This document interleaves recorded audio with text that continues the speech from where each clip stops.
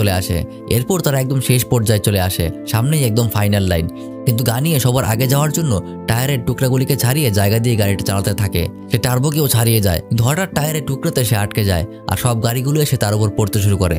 Turbo যখন তার সামনে দিয়ে উড়ে যাচ্ছিল তখন গানিয়ে তাকে ধরতে যায়, আর তখন তার খোলসটাও ভেঙে যায়। সেখানে গাড়িতে গাড়িতে বিশাল একটা সংঘর্ষ হয় আর সব গাড়ি থেমে যায়।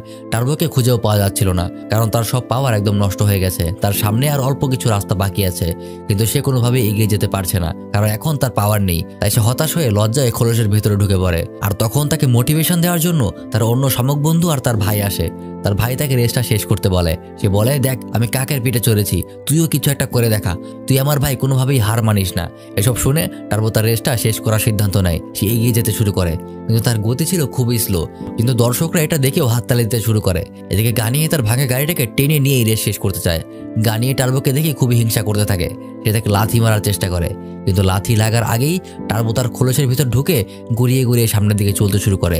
সে প্রায় শেষ লাইন পাস করেই ফেলছিল, আর ঠিক তখনই গানিয়ে তাকে লাফিয়ে ধরার চেষ্টা করে, কিন্তু ধরতে গিয়ে তার হাতে লেগে টার্বো ফাইনাল লাইনটা ক্রস করে ফেলে। আর এভাবেই পাওয়ার না থাকা সত্ত্বেও সে রেসটা জিতে যায়। আর এখানেই গল্পটাও শেষ হয়ে যায়। আশা করি গল্পটা আপনাদের অনেক ভালো লেগেছে। যারা অবাক হচ্ছেন আমি কে, তাদেরকে বলি আমি মারুফ। সাদি ভাইয়ের সামনে একটু পরীক্ষা আছে, তাই সে আপাতত একটু ব্যস্ত আছে।